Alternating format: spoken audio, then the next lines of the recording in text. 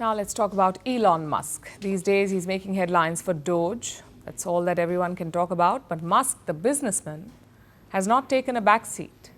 His satellite internet company Starlink is expanding. It is looking to roll out business in India. Starlink has checked most of the regulatory boxes.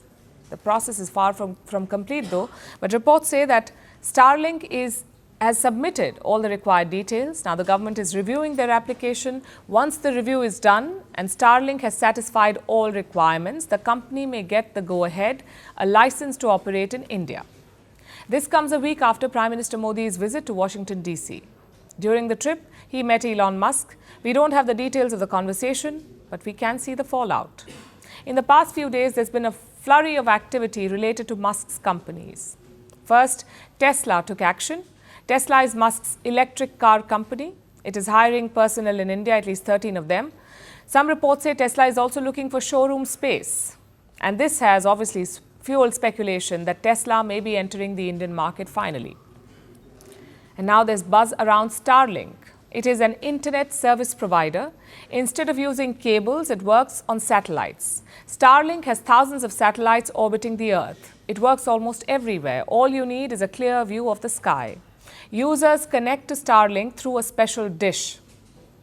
It works like satellite TV, but for the internet. So it sends and receives signals from Starlink satellites in space. And here's what you have to do. First, you set up the dish. Then you connect your devices to it, and then you can be online. Starlink promises high internet speed, somewhere between 20 to 220 Mbps, which means potentially Starlink can download a song within seconds, a movie in around 5 minutes, and a large video game in about an hour. So it's basically promising the internet superhighway. The question is, does India even need it? Is India's existing digital infrastructure not good enough? Let's take a closer look. First, what problem is Starlink trying to solve with satellite internet? And who really needs it? Supporters of Starlink say that it will expand access, especially to remote areas where traditional cables and wires cannot reach. And to some extent, they are right. Starlink can provide instant connectivity to isolated regions. But at what cost? By some estimates, Starlink could cost over 100,000 rupees in the first year. That's 1 lakh rupees for one unit. That's more than $1,000. And this is just the cost of Starlink equipment. It is for the dish that you'll have to install to connect to the internet. Then there's a service cost, the monthly internet bill to use Starlink. And how much will that be? Around 7,000 rupees, which is $80, 80. Let's compare this to the average cost of internet in India today. It is among the cheapest in the world. In India, 1 GB of data costs 26 cents. Compare this to the US, where customers pay $12 for 1 GB of data. In India, it's 26 cents. In the US, it's $12. This is what makes India's internet ecosystem unique, the low cost of access.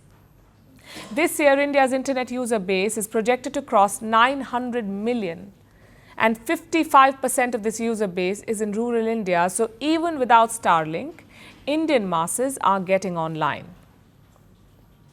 That said, the technology does have its benefits. Satellite internet can be a lifeline during natural disasters when a country's digital infra has been hit. It can help fight wars in difficult terrain. Just ask Ukraine, it has relied on Starlink to conduct military operations. So India should not block this technology. Instead, India should encourage homegrown players. And thankfully, Indian telecom companies are not sitting on the sidelines. They're planning their own satellite internet products. So Starlink will face tough competition if and when it comes to India. Local players understand the Indian market better. Starlink will have to fight for market share. Elon Musk's name may not be enough. To survive in India, they need a competitive strategy. Merci beaucoup. Hi, how are you? Very well, thank you. Thank you for being here. Namaste, Mr. President. Bharat Kelogan, Komeri Namaste. How many people generally follow you in interviews? Typically, in a month, we have viewers up to 150 million. That's more than twice the population of France. And in the last 2 years, we had 3 billion viewers. So I say, Lohon, this is your chance to be famous. You're on Firstpost. One word to describe your equation with Prime Minister Modi. Amitié. As India and France work together, are you creating a new era of non-alignment in the technology space? India is a training superpower. 1 million engineers a year, more than all of Europe and the US combined. So we have that partnership. We have a partnership on the environment and the economy. We also have civilian nuclear programs, and that is something we've developed far beyond the France-India relationship. So we want to work together on AI. And then comes China with its DeepSeek, creating models at a fraction of the cost. Did that innovation take you by surprise? Did that breakthrough make you sit up and think, what did the Chinese do and how? But what did DeepSeek do? They took everything that was already available from the last AI model, and then they recalibrated it.